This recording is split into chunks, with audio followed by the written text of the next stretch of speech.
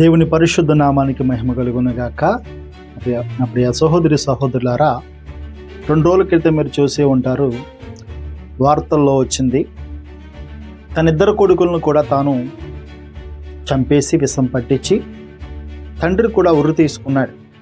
మీరు చాలామంది చూసే ఉంటారు. ఎందుకు ఆయన ఆ విధంగా చేశాడంటే చాలా రీజన్లు ఆయనకు ఉన్నాయి. మెయిన్ థింగ్ ఏంటంటే, ఈ లోకం అనే సముద్రాన్ని ఈదలేక, వచ్చిన సమస్యలను బట్టి ఎదుర్కోలేక అతడు తాను 2 కొడుకులను కూడా చంపేసి తాను కూడా ఉరి తీసుకుని చనిపోయాడు. మీరు అర్థం చేసుకోవాలి, ఇటువంటి సంఘటనలు ఎన్నో జరుగుతున్నాయి రోజుకొచ్చి. ఎందుకు ఈ విధంగా జరుగుతుంది? ఎందుకంటే లోకం అనే సముద్రాన్ని దాటలేకపోతున్నారు చాలామంది. కొంతమంది బ్రతకగలుగుతున్నారు ఈ లోకంలో, కొంతమంది బ్రతకలేకపోతున్నారు. ఎందుకంటే లోకం అనే సముద్రం అంత భయంకరంగా ఉందన్నమాట. ఈ లోకం అనే సముద్రంలో బాగా కుబేర్లు ఉన్నారు, కోటీశ్వరులు, మధ్యతరగతిలో వాళ్ళు ఉన్న వాళ్ళు ఉన్నారు, అంటే బ్రతకలేక సావలేక. మరికొంతమంది దీనస్థితిలో మరి ఎక్కడో ప్లాట్ఫారమని బ్రతికే వారు కూడా ఉన్నారు. ఇందులో కొంతమంది ఆ బ్రతుకుని ముందుకు కొనసాగించలేక అర్ధాంతరంగా ముగిస్తున్న వారు కూడా చాలామంది లేకపోలేదండి. ఇటువంటి సందర్భాలు చూసినప్పుడు మనిషికి 2 విషయాలు తెలియాలి. ఫస్ట్ ఏంటంటే, జీవితం అనే సముద్రాన్ని దాటాలంటే మర్మం తెలియాలి. మర్మము తెలియటం వల్ల మార్గం మనకు కనబడుతుంది, ముందుకు వెళ్ళిపోతాం మనం. మరలా చెప్తున్నాను, ఈ సముద్రం అనే ఈ లోకం అనే సముద్రాన్ని నువ్వు దాటాలంటే అది దాటవలసిన మర్మము నీకు తెలియలేదు. మర్మం తెలిసినప్పుడు నీకు మార్గం కూడా కనబడుతుంది. గమనించండి, ఇటువంటి ఎన్నో లోకంలో కనబడుతున్నాయి. ఎంతోమంది తమ లోకం అనే సముద్రాన్ని ఈదలేక, ఆ మర్మము తెలియలేక చనిపోతున్న వారు ఎంతోమంది దినాన్న లేకపోలేదు. ఎందుకంటే మనిషి యొక్క తన పుట్టుక గురించి తను తెలుసుకోవట్లేదు, తన పుట్టించిన వాని గురించి తెలుసుకోవట్లేదు, చనిపోయిన తర్వాత మరొక జీవితం ఉందన్న విషయం కూడా తెలుసుకోవట్లేదు. ఇది చాలా భయంకరమైంది. రెండోది, తన ఎలాగ జీవించాలి అనే మర్మాన్ని కూడా మనిషి తెలుసుకోలేకపోతున్నాడు. కాబట్టి మనిషి ఎలా పుట్టాడు, ఎందుకు పుట్టాడు, ఎవరు పుట్టించారనే విషయాన్ని తెలుసుకోవాలి 1. 2, ఎలా బ్రతకాలి, ముందుకు ఎలా కొనసాగాలనే మర్మాలను కూడా తెలుసుకోవాలి. అంటే ఎలా బ్రతకాలో కూడా మర్మము తెలుసుకో. అదొక మర్మమా? అవును, మర్మమే. ఎందుకంటే ప్రతి వ్యక్తి దీన్ని తెలుసుకోవాలి. దీనాన్న అంటే మనకంటే ఈ భూమి మీద బ్రతికిన భక్తులు చాలా మంది ఉన్నారు ఈ లోకంలో. ఆ భక్తులు చాలా మర్మాలు బయలుపరిచారు, చాలా విషయాలు చెప్పుకుంటూ వచ్చారు. వాళ్ళు అనుభవపూర్వకంగా దేవుని తెలుసుకున్నారు. ఎందుకంటే మనం సృష్టించిన ఒక సృష్టికర్త ఉన్నాడు. ఆ సృష్టికర్త మాత్రమే సృష్టించిన మనల్ని ముందుకు నడిపించగలుగుతాడు. ఆయనకి మాత్రమే సాధ్యము తప్ప మనుషులుగా మనము అన్నీ కూడా జయించి మనం ముందుకు కొనసాగలేం, ముందుకు మనం వెళ్ళలేం. మనుషులుగా మనకి సృష్టించిన సృష్టికర్త సహాయము మనకెంతో అవసరం అండి, చాలా అవసరం. ఒక వచనం చదువుతాను, మీరు గమనించండి. సంఖ్యాకాండము 14వ అధ్యాయంలో 8వ వచనంలో ఒక భక్తుడు చక్కటి విషయాన్ని మనకి నేర్పిస్తూ ఉన్నాడు. 8వ వచనం, యెహోవా మన యందు ఆనందించిన ఎడల ఆ దేశములో మనల్ని చేర్చి దాన్ని మనకి ఇచ్చెను. భక్తుడు ఒక మాట బయలుపరిచాడు. ఇక్కడ జరిగిన సందర్భం ఏంటంటే, పూర్వంలో ఇశ్రాయేలు ప్రజలను ఒక తెగ, ఇశ్రాయేలు యొక్క దేశంలో ముందు ఐగుప్తులో ఉండేది, ఈజిప్టులో బతికేవారు అనమాట. వాళ్ళు మన క్రైస్తవులకైతే తెలుస్తుంది, క్రైస్తవులు కాని వారికైతే తెలియదు కాబట్టి చెప్తున్నాను. ఆ తెగ వారికి దేవుడు ప్రత్యక్షమై వాళ్ళ ప్రపంచానికి నా ప్రజలుగా చూపించడం కొరకు వాళ్ళని ఐగుప్తు నుంచి ఇశ్రాయేలు ప్రజల దేశానికి నడిపిస్తూ ఉన్నాడు. నడిపిస్తున్నప్పుడు ఆ దేశంలో ఒక దేశం మరొక దేశాన్ని ఆక్రమించుకొని యుద్ధాలు చేయాలి. అయితే మోషే నాయకుడు అన్నాడు, ఒకసారి ఆ దేశాన్ని మనం స్వాధీనపరచుకోవాలి కదా, వెళ్ళి ఆ దేశాన్ని వేగు చూచిరండి. ఆ దేశాన్ని మనం జయించగలుగుతామా, ఆ దేశంలో పరిస్థితులు ఏంటి అని చూసి రమ్మన్నప్పుడు వెళ్ళారు. వెళ్ళేసరికి అక్కడ చాలా మంది కూడా మనుషులు ఏ విధంగా ఉన్నారంటే, అక్కడ తినే పదార్థములు ఏ విధంగా ఉన్నామంటే, ఒక ద్రాక్ష గెల ఉందనుకుని మనకి ఎంత వస్తుంది? ఒక అర కేజీ, కేజీ అంతకు మించి ద్రాక్ష గెల రాదు. కానీ ఇశ్రాయేలు యొక్క దేశంలో వాళ్ళు చూసినప్పుడు అంట ద్రాక్ష గెల ఇద్దరు మోసుకొస్తున్నారంట. మీరు అర్థం చేసుకోవాలి. ఎంత బలమైందో ఆ దేశం మీరు అర్థం చేసుకోవాలి. అది పాలు తేనెలు ప్రవశించు దేశం అంటే ఆ దేశం భూమి అంత గొప్పది, పంటనంతా గొప్పవి, అంతా అక్కడ మనుషులు బ్రతకడానికి సౌకర్యమైన దేశం అన్నమాట. దేశం ఒకటి. రెండోది, ఆ దేశంలో నివసిస్తున్న మనుషులు ఒక మనం అంటాం కదండి, వాళ్ళు చాలా భయంకరమైన మనుషులు అన్నమాట. ఎటువంటి భయంకరమైన మనుషులు అంటే ఆకారంలో భయంకరమైన వారు. ఆ దేహాలంట వాళ్ళ దేహములంట బహుభయంకరంగా ఉంటాయంటండి. ఇప్పుడు చూడండి, మనం ఉన్నాము, మనం ఇశ్రాయేలు ప్రజలు దగ్గర మనం చిన్నవారుగా కనపడతాం. అటువంటి ఇశ్రాయేలు ప్రజలు ఆ దేశానికి వెళ్ళి చూస్తూ ఉంటే వాళ్ళ ముందర వీళ్ళంటండి ఎలా కనపడుతున్నారంటండి, మిడతల వలె కనపడుతున్నారని మీరు అర్థం చేసుకోండి. వాళ్ళు ఎంత బలమైన వారు, ఎంత ఎత్తర మనుషులో మీరు చూడండి ఒకసారి. ఈ మధ్య యూట్యూబ్లో కూడా ఒక ఆవిడ కనపడుతుంది, చాలా హైట్గా ఉంది మనిషి. 4 మనుషులు కూడా ఆమెని టార్గెట్ చేయలేదు, అంత హైట్గా ఉంది ఆవిడ. అటువంటి జనాంగము ఇశ్రాయేలు దేశంలో ఉన్నదంట. ఎప్పుడైతే జనాంగాన్ని చూసారో ఇశ్రాయేలు ప్రజలు, కొంతమంది వేగు చూసి వచ్చేవారు ఇంటికి గబగబా వచ్చి ఆ రాత్రి చెప్పారంట, అయ్యో ఆ దేశం చాలా గొప్పది, ఆ దేశం చాలా బలమైనది, ఆ దేశంలో తినడానికి ఆహారం చాలా ఎక్కువే ఉంది, కానీ ఆ దేశములో ఉన్న ప్రజలు బహుభయంకరులు, ఉన్నత దేహులు, వారిని మనం ఎదిరించలేము బాబోయ్, వారు మనం గెలవలేము, వారిని మనం ఓడించలేము, మనకు వెనక్కి వెళ్ళిపోవడమే బెటరు, వారి మీద మనం యుద్ధం చేయలేము, వాళ్ళు మనల్ని నలిపినట్టు నలిపేస్తారు, వాళ్ళ ముందర మనము మిడతల వలె ఉన్నాం, వాళ్ళతో మనం ఫైటింగ్ చేయలేము, యుద్ధం చేయలేము అని ఎలుగెత్తి ఆడటం మొదలు పెట్టారంట. మీరు 14వ అధ్యాయము మొదలు వచ్చిన కానీ చదువుకుంటే, అప్పుడు ఆ సర్వ సమాజము ఎలుగెత్తి కేకలు వేసెను. ప్రజలు ఆ రాత్రి ఎలుగెత్తి ఏడ్చిరి. ఎప్పుడైతే వాళ్ళు చెప్పారు ఈ విధమైన స్టోరీ, అంత భయంకరులు వాళ్ళను, ప్రజలందరూ పొలోమంటూ ఏడుస్తున్నారంట. అయ్య బాబోయ్, ఆ యుద్ధం మనం చేయలేము, ఆ జనంగాలు మనం జయించలేము, యుద్ధాన్ని మనం జయించలేము, వారి ముందర మనం ఓడిపోతాం, వారి చేతుల్లో చచ్చిపోతాం, ఇంకా ఈ యొక్క యుద్ధాన్ని మనం జయించలేము, ఆ దేశానికి మనం వెళ్ళలేము, ఇంక ఎందుకు మన జీవితం, పదండి వెనక్కి వెళ్ళిపోదాం, ఒక నాయకుని ఏర్పాటు చేసుకుందాం అని రాత్రంతా ఏడుస్తూ ఉన్నారంట. అప్పుడు వాళ్ళతో కలిపి వెళ్ళిన కాలేబు, అదేవిధంగా యెహోషువ అని ఇద్దరు కూడా గొప్ప విశ్వాసులు, దేవుడికి దగ్గరగా ఉన్నవారు, దేవుడితో కలిసి బ్రతికిన వారు. వీళ్ళు ఏమంటున్నారంటే 8వ వచనం మనం చదువుకున్నాం కదండి, ఇప్పుడు చెప్తున్నాడు చూడండి, యెహోవా మన యందు ఆనందించిన ఎడల ఆ దేశములో మనల్ని చేర్చి దాన్ని మనకిచ్చెను, అది పాలు తేనెలు ప్రవశించు దేశము, మెట్టుటకు మీరు యెహోవా మీద తిరగబడుకుడి, ఆ దేశ ప్రజలకు భయపడుకుడి, వారు మనకు ఆహారమగుదురు. ఎంత గొప్ప విశ్వాసమైన మాట వారు చెప్పారో చూడండి. వాస్తవంలోనికి వెళ్తే వాళ్ళతో యుద్ధము చేయడం కష్టం, వాళ్ళని జయించడం కష్టం, అంత బలమైన వారు, అంత శక్తివంతులు వాళ్ళు. అయితే యెహోషువ కాలేబు అంటున్నారు, మనం వాళ్ళని జయించాలంటే, వాళ్ళ మీద విజయాన్ని సాధించాలంటే ఒకటే ఒక రీజన్ ఉంది, అదేంటంటే యెహోవా మన యందు ఆనందించిన ఎడల. గుర్తుపెట్టుకోవాలి, ఒక మర్మాన్ని బయలుపరుస్తున్నారు భక్తులు. యెహోవా అనగా దేవుడు, సృష్టికర్త, ఉన్నవాడు, మనుషులను మనందరినీ కలగజేసిన దేవుడు, ఒక దేవుడు ఉన్నాడు, ఆ దేవుడు యెహోవా. ఆ దేవుడు గనక మన యందు, ఆ దేవుడు గనక మన ద్వారా ఆయనకు ఆనందం వస్తే, మన యందు ఆయనకు ఆనందం వస్తే తప్పనిసరిగా ఆ దేశాన్ని మనం జయిస్తాం, ఆ ప్రజలను మనం జయిస్తాం, ఆ దేశంలోకి మనం వెళ్తాం. ఒక మర్మాన్ని బయలుపరుస్తూ ఉన్నాడు.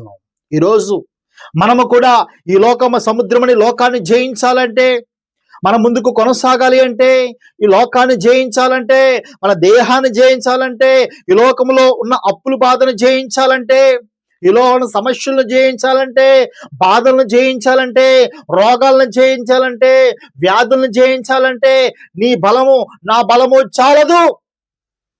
చాలదండి. మనకెవరు బలము కావాలంటే, ఎవరి శక్తి కావాలంటే, నన్ను సృష్టించిన సృష్టికర్త శక్తి కావాలి. సృష్టికర్త బలము కావాలి. ఎప్పుడు ఆయన ముందుకు నడిపిస్తాడంట మనల్ని, ఎప్పుడు మన పక్షంగా ఆయన యుద్ధం చేస్తాడంట. ఆయన మన ద్వారా ఆయనకు ఆనందం వచ్చినప్పుడు మనము ఆయన్ని ఆనందపరచాలంట. దేవుడు మన యందు ఆనందపడాలంట. మీకు అర్థమవుతుందండి? మనుషులుగా దేవుడు మన నుంచి కోరుకుంటున్నది ఏంటంటే ఆనందాన్ని కోరుకుంటున్నాడు. అంటే మనము దేవుణ్ణి ఆనందపరిచేవారుగా ఉండాలి, దేవుని సంతోషపరిచేవారుగా ఉండాలి. మనము ఆయన్ని సంతోషపరిచినప్పుడు, ఆయన్ని ఆనందపరిచినప్పుడు, యెహోషువ అంటున్నాడు, కాలేబు అంటున్నాడు, దేవుణ్ణి గనక మనం ఆనందపరిస్తే ఆ దేశాన్ని జయిస్తాం, ఆ ప్రజలను జయిస్తాం, యుద్ధాన్ని జయిస్తాం. యుద్ధము యెహోవాదే. ఎప్పుడు తెలుసా? మనము దేవుణ్ణి ఆనందపరిచినప్పుడు, మన బ్రతుకు ద్వారా, మన జీవితం ద్వారా, మన చూపు ద్వారా, మన ఆలోచన ద్వారా, మన మనసు ద్వారా దేవుని మనం ఆనందపరచాలి, దేవుని సంతోషపరచాలి. అప్పుడు తప్పనిసరిగా మనము ఆ దేశాన్ని గెలుస్తాం, ఆ ప్రజలను గెలుస్తామని వాళ్ళు ఒక మర్మాన్ని బయలుపరిచారు మనకంటే ముందుగా ఉన్న భక్తులు. ఈరోజు నీకు నాకు కూడా అదే సీక్రెట్, అదే మర్మము. ఈ లోకాన్ని మనం జయించాలన్నా, సమస్యలు మనం జయించాలన్నా, బాధలు మనం జయించాలన్నా, ఈ లోకమనే సముద్రాన్ని ఈదుకుంటూ మనం ముందుకు కొనసాగాలన్నా, నీవు నేను సంతోషపరచవలసింది లోకంలో ఎవరెవరినో కాదు. మనం ఎవరెవరినో సంతోషపరిచినా అది వ్యర్థం అండి. మనం మొట్టమొదటిగా సంతోషపరచవలసింది మన దేవుడిని, నీ సృష్టికర్తని.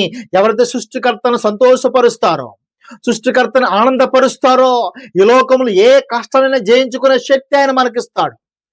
ఈ లోకంలో ఏ బాధలైనా ఎదుర్కొనే శక్తి మనకిస్తాడు. ఆయన మన పక్షంగా ఉండి యుద్ధం చేస్తాడు. ఆయన మన పక్షంగా ఉండి, ఇక్కడ వాళ్ళు చెప్తున్నారు చూడండి చక్కటి మాట. ఏమన్నారంటే, మెట్టుడుకు మీరు యెహోవా మీద తిరగబడుకుడి, ఆ దేశ ప్రజలకు భయపడకుడి, వారు మనకు ఆహారమగుదురు. మరి దినాన్న మనం దేని చూసి భయపడుతున్నామో?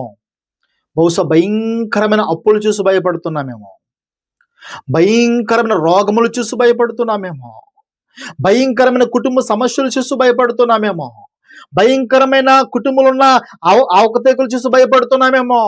నీ ఎదుర్కొని ఏదైతే బంధకాలుగా ఉన్నదో, నువ్వు దేన్ని జయించలేకపోతున్నావో, ఏ విషయంలో భయపడుతున్నావో, దేని చూసి దినదినము భయపడుతూ బ్రతుకుతున్నావో, ఇక్కడ లేఖనము చెప్తున్న, మీరు భయపడకుడి, ఇదిగో వారు నీకు ఆహారమగుదురు. అంటే ఏ సమస్యను భయపడుతున్నావో ఆ సమస్యను దేవుడు మార్చగల సమర్థుడు అన్నమాట. ఆ రోజున వాళ్ళు నిజంగా దేశాన్ని జయించుకున్నారంటే వాళ్ళ బలమో, వాళ్ళ శక్తో, వాళ్ళ జ్ఞానమో కాదు, కానీ వాళ్ళు దేవుణ్ణి ఆనందపరిచారు కాబట్టి వాళ్ళ దేశాన్ని స్వాధీనపరచుకోగలిగారండి.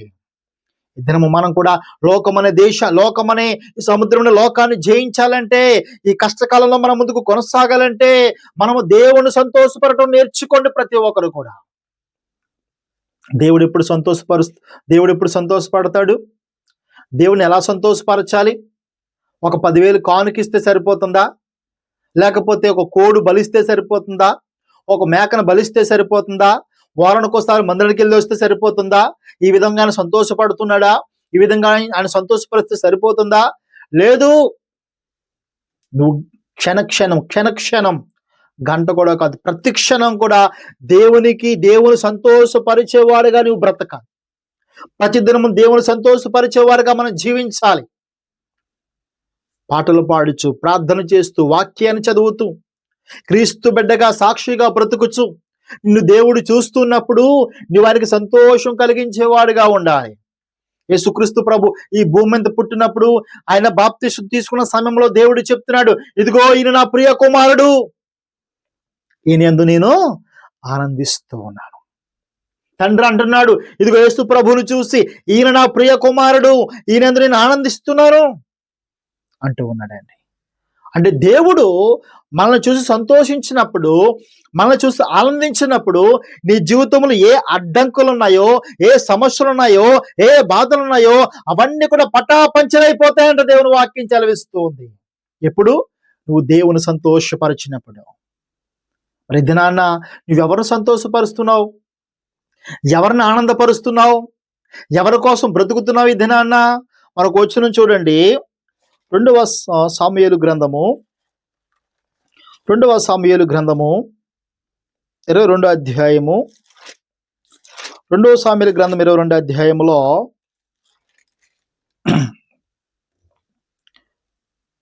2 సామెలు గ్రంథము 22 అధ్యాయము 18వ వచనం.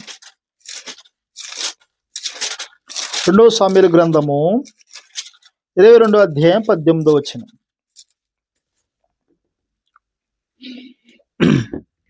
చదువుతున్నాను చూడండి. బలవంతులగు పగవారు నన్ను ద్వేషించువారు నాకంటే బలిష్ఠులై ఉండగా వారు వంశము నుండి ఆయన నన్ను రక్షించెను. ఆపత్కాలమందు వారు నా మీద రాగా యెహోవా నన్ను ఆదుకును. విశాలమైన స్థలమునకు నన్ను తోడుకుని వచ్చెను. నేను ఆయనకు ఇష్టడును గనుక ఆయన నన్ను తప్పించెను. ఇది ఎవరు మాట్లాడుతున్నారు? భక్తుడైన దావీదు చెప్తున్నాడు. చూడండి, ఒక మర్మాన్ని బయలుపరుస్తూ ఉన్నాడు. ఇది మర్మం. ఈ మర్మం ఎక్కడ దొరుకుతుంది నీకు? ఏవో గ్రంథాలు చదువుకుంటే దొరకవు. ఎవరెవరు పెద్దలు చెప్తే తెలియవు నీకు ఇవి. స్కూల్లో చెప్పరు, బళ్ళలో చెప్పరు. ఈ లోకంలో ఎవరు చెప్పే మాటలు కాదండి ఇవి. ఒక దావీదు తన అనుభవంలో చెబుతున్నాడు.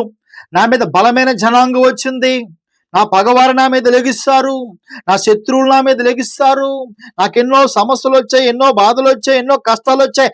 అయితే నేను ఆయనకి ఇష్టడును గనుక ఆయన నన్ను తప్పించెను. హల్లెలూయా. ఎలాగంటండి? ఎందుకు దావీదు గారిని దేవుడు తప్పించాడు? ఎందుకు దావీదు గారు ప్రతి బాధ నుంచి లేవనెత్తాడు? ఎందుకు దావీదు గారిని ఉన్నతమైన స్థితిలోని కూర్చుండబెట్టాడు? గొర్రెలు కాసుకున్న దావీదు తీసుకొచ్చి ఎందుకు రాజుగా చేశాడు? దావీదు చెప్తున్నాడు, నేను ఆయనకి ఇష్టడును గనక. ఎందుకు దావీదు అంటే ఇష్టపడ్డాడు దేవుడు అంటే, దావీదు దేవునికి అంగీకారంగా బ్రతికాడు. దావీదు దేవునికి ఇష్ట ప్రకారంగా బ్రతికాడు. దావీదు దేవుని సంతోషపరిచాడు. ఇక్కడ చెప్తున్నాడు చూడండి, నేను ఆయనకి ఇష్టడును గనక ఆయనను తప్పించెను. దేవుడికంట దావీదు ఇష్టమయ్యాడంట. దావీదుని చూస్తే దేవునికి ఆనందం వచ్చిందంట. ఎందుకంటే దావీదు అంత ఇష్టముగా బ్రతికాడు దేవుడు అంటే. అతను చేసే ప్రతి పనిలో కూడా దేవుడికి చెప్పకుండా చేసేవాడు కాదంట. ప్రతి పని ఆయన దేవునికి చెప్పుకుంటూ చేసేవాడంట. దావీదు దేవునికి ఆనందపరిచాడు కాబట్టి అందుకే దావీదు నా హృదయానుసారుడు అంటాడండి. కాబట్టి దావీదుకు వచ్చిన ప్రతి సమస్య నుంచి కూడా దేవుడు లేవనెత్తాడు. ప్రతి ఇబ్బంది నుంచి కూడా లేవనెత్తాడు. ఈరోజు నీ జీవితంలో, నా జీవితంలో ఉన్న ప్రతి సమస్య నుంచి లేవనెత్తి ఆయన ముందుకు తీసుకు వెళ్ళాలంటే, ముందుకు నడిపించాలంటే మనం ఎలాగ ఉండాలంటే దేవుని సంతోషపరిచేవారుగా ఉండాలి. దేవుని ఆనందపరిచేవారుగా ఉండాలి. ఎప్పుడు దేవుని సంతోషపరుస్తామో, దేవుని ఆనందపరుస్తామో, దేవుడు మన ముందున్న ప్రతి అడ్డంకులను తొలగించి, ప్రతి సమస్యను తొలగించి, ప్రతి బాధను తొలగించి, నడు నేను ఉన్నాను పదా అంటాడు. పిల్లారా, మనకు భౌతికంగా తల్లిదండ్రులు ఉన్నప్పుడు మనకు వాళ్ళకి ఇష్టమైన వారిగా బ్రతికి, వాళ్ళకి అంగీకారమైన వారిగా బ్రతికి, వారు ఏమైతే కోరుకుంటున్నారో వాళ్ళ ఇష్ట ప్రకారంగా మనం ఉన్నప్పుడు మన తల్లి మన తండ్రి ఎంత ఉప్పొంగిపోతారండి. రా, నీకు సైకిల్ కావాలా, నీకు బండి కావాలా, నీకు ఏం కావాలి చెప్పు అని మనం అడగకుండానే కొనిస్తారు వాళ్ళు. ఈ లోకానుసారమైన తల్లిదండ్రులు. అదే విధంగా మన సృష్టికర్తను మనం సంతోషపరిచినప్పుడు, ఆనందపరిచినప్పుడు దేవుడు కూడా నీకేమైతే కావాలో సమస్తాన్ని ఇచ్చేవాడు, సమస్త కోరికలు తీర్చేవాడు, సమస్త విషయాలు ముందుకు నడిపించేవాడిని ఉన్నానని. కానీ ఈ రోజున జనాంగం ఏమైపోయారంటే, ప్రతి మనిషి ఏమైపోయాడంటే దేవుడు ఎవరో తెలియకుండా బ్రతుకుతున్నారు. ఒకవేళ దేవుడు తెలుసున్న వాళ్ళు కూడా ఏదో వారానికి వచ్చామన్నట్లే తప్ప చాలా మంది కూడా బైబిల్ని చదువుకోరు, దేవుని ఉద్దేశం తెలుసుకోరు, ఒక ప్రార్థన జీవితం ఉండదు, ఒక వాక్యం చదువుకునే జీవితం ఉండదు, సంఘంలో ఐక్యత ఉండదు. ఏదో ఆదివారం వచ్చామన్న పేరే తప్ప దేవుని సంతోషపరిచే విధముగా బ్రతకరు. అందుకే లోకంలో మనము ఈ లోకం అనే సముద్రాన్ని జయించలేకపోతున్నాం, ఆత్మీయ జీవితంలో కూడా పడిపోతూ ఉన్నాం. కాబట్టి నా ప్రియ సంఘస్థులారా, నా ప్రియ సహోదరి దేవుని జనాంగమా, గమనించండి. ఇదైనా మనం దేవుని సంతోషపరచాలి, దేవుని ఆనందపరచాలి. గుర్తుపెట్టుకోండి, దేవుని సంతోషపరచాలి అంటే నాకు ఒక్కటి చెప్తే సరిపోదు. దేవుని సంతోషపరచాలంటే ఏదో ఒక్కటి చేస్తే చాలదు. నువ్వు దేవుని సంతోషపరచాలి అంటే ఏమేమి చేయాలో ఈ పరిశుద్ధ గ్రంథంలో ఉంటాయి, ఎన్నో ఉంటాయి. ఒక్కటి చేస్తే సరిపోతుంది అనేది కాదు, అక్కడ చాలా ఉన్నాయి. దేవునికి సంతోషపరిచేయి, దేవుని ఆనందపరిచేయి. నువ్వు పరిశుద్ధ గ్రంథం దినదినము చదువుకుంటే ఆ దేవుడు బయలుపరుస్తాడు, దేవుడు చెప్తాడు. బయలుపరచడానికి మళ్ళీ ఏమీ లేవు. స్పష్టంగా బయలుపరిచాడు గ్రంథంలో. నువ్వు దేవుని సంతోషపరచు. ఈ లోకంలో మనుషులను సంతోషపరచటం కాదు, ఈ లోకంలో ఎవరెవరినో సంతోషపరచటం కాదు, ఈ సృష్టికర్తను నువ్వు సంతోషపరచు, నిన్ను ఆయన నడిపిస్తాడు. అందుకే సామెతల గ్రంథంలో ఉందండి ఒక మాట. సామెతల గ్రంథము 16-17 మరి ఒక ప్రవక్తన దేవునికి ఇష్టమైనప్పుడు అంటే అండి, ఆయన శత్రువును సహాయడా ఆయన మిత్రులుగా చేస్తాడంట. అంటే మన ప్రవక్తన మన జీవితం దేవునికి సంతోషకరంగా మనం జీవించినప్పుడు, దేవుని మనం సంతోషపరిచినప్పుడు మన శత్రువులను సహా మిత్రులుగా ఆయన చేస్తాడంట. నీకెక్కడైతే శత్రుత్వం ఉన్నదో, నేను ఎవరైతే ద్వేషిస్తున్నారో, ఎవరెవరు దేశిస్తున్నారో, ఎవరెవరు బాధపరుస్తున్నారో, ఎవరెవరు హింసిస్తున్నారో వారిని కూడా నీకు మిత్రులుగా మార్చేస్తారంట దేవుడు. ఎప్పుడు తెలుసా? నువ్వు దేవుని సంతోషపరిచినప్పుడు, దేవుని ఆనందపరిచినప్పుడు. ఎంత చక్కగా ఉంచండి వాక్యం. మరి యెహోషువ అంటున్నాడు, ఇదిగో ఆ ఉన్నత దేహులను, ఆ భయంకరమైన జనంగాను మనం గెలవాలంటే గెలవలేము, కానీ మనము దేవుని సంతోషపరిస్తే అప్పుడు మనం గెలవగలుగుతాం. మనం దేవుని బాధపరచకూడదు. మరి దినాన్ని చాలా మంది కూడా దినదినము దేవుని బాధపరిచేవారుగా మనలో ఎవరైనా బ్రతుకుతున్నారేమో, దేవుని బాధపరుస్తున్నారేమో, దేవుని దుఃఖపరుస్తున్నారేమో. దేవుని వాక్యం ఎలా ఉన్నది? పరిశుద్ధాత్మను దుఃఖపరచకుడి. ఎందుకంటే దేవుడు గుడి గోడల్లో లేడంట, బడి సందుల్లో లేడంట. దేవుడు మన హృదయంలో ఉన్నాడు. ఆ దేవుని దుఃఖపరచకుండా ఆయన సంతోషపరిచినప్పుడు, దేవునికి ఎప్పుడు సంతోషం వస్తుందంటే, నువ్వు మోకరించి కాలు మొక్తాని బాంఛాన్ నన్ను పుట్టించిన వాడా అని నువ్వు మోకరించి ప్రార్థించినప్పుడు దేవునికి సంతోషం. నువ్వు మోకరించి దేవుని వాక్యాన్ని చదువుకున్నప్పుడు దేవుని సంతోషం. నువ్వు మనిషినిగా చూస్తూ మనిషిలాగా ప్రేమించినప్పుడు దేవునికి సంతోషం. ఒక పాపి మారు మనసు పొంది పరలోక రాజ్యంలో ప్రవేశించినప్పుడు తండ్రిని దేవునికి సంతోషం.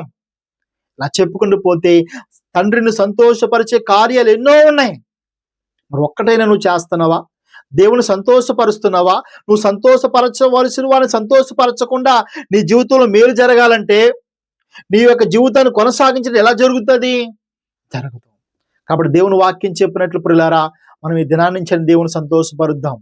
ఇప్పుడు చిన్న ప్రార్థన జీవితాన్ని ప్రారంభిద్దాం. వాక్యం చదువుకోవడం ప్రారంభిద్దాం. మరి నశించిపోతున్న ఆత్మల కొరకు భారం కలిగి ప్రార్థన చేద్దాం. నశించిపోతున్న ఆత్మల్ని ప్రభు సన్నిధికి తోడుకొద్దాం. నశించిపోతున్న ఆత్మను రక్షించేవారుగా మనం ఉందాం. ఎందుకంటే ఒక పాపి మారు మనసు పొందినప్పుడు పరలోక రాజ్యములో మహా ఆనందము, మహా సంతోషం కలుగుతుందంట. నా ప్రియ సంఘస్థులారా, మన లోకాన్ని జయించాలంటే దానికి దేవుడు చెప్పిన తీరి, భక్తులు చెప్పిన తీరు ఏంటంటే, మనము దేవుణ్ణి సంతోషపరచాలంట, దేవుణ్ణి ఆనందపరచాలంట. కాబట్టి అనుక్షణము దేవుని గురించి ఆలోచించి, అనుక్షణము ఆయన్ని ఎలా సంతోషపరచాలి దినదినము నీకు ఒక చింత కలిగినప్పుడు నిన్ను గురించి కూడా ఆయన ఆలోచిస్తాడండి. నువ్వు దేవుని ఎలా సంతోషపరచాలని నీకు నువ్వు డిసిషన్ తీసుకుంటూ ఆలోచిస్తున్నప్పుడు నిన్ను ఎలా సంతోషపరచాలని ఆయన ఆలోచిస్తాడు. నువ్వు ఆయన కోసం ఆలోచించినప్పుడు ఆయన నీ కోసం ఆలోచిస్తాడు. కాబట్టి ఈ మర్మాన్ని తెలుసుకోవాలని, ఎందుకంటే ప్రతి వ్యక్తి మర్మాన్ని తెలుసుకోవాలి. ప్రతి వ్యక్తి మర్మాన్ని తెలుసుకుని మార్గాన్ని తెలుసుకుని ముందుకి కొనసాగాలి. ఈ మాటలు విన్నా మీరందరూ కూడా ఆ ప్రభుని సంతోషపరిచేవారుగా జీవించాలని కోరుకుంటూ నా మాటలు ముగిస్తున్నాను. చిన్న ప్రార్థన. అతి పరిశుద్ధుడా, అతి మనోహరుడా, మీకు స్తోత్రాలు. అవును తండ్రి, మేమందరము కూడా ప్రభు మిమ్మల్ని సంతోషపరిచేవారుగా, మిమ్మల్ని ఆనందపరిచేవారుగా ఆ మర్మాన్ని దినాన్ని మాకు బయలుపరిచావునైనా. ఆ మర్మాన్ని బట్టి ప్రభు ఈ దినాన్ని నుంచి మేము ప్రతిదినం మిమ్మల్ని సంతోషపరుస్తూ, మిమ్మల్ని ఆనందపరుస్తూ మా జీవితం అనే మార్గాన్ని సరళము చేసుకుంటూ ముందుకు కొనసాగడానికి ప్రభువా సహాయం అందిస్తారని నమ్ముచు మా ప్రభువును రక్షకుడైన క్రీస్తు వారి పేరట మిమ్మల్ని అడిగి వేడుకుంటున్నాము తండ్రి. ఆమేన్, ఆమేన్. అందరికి కూడా వందనాలండి. మీ సహోదరుడు దానియేలు.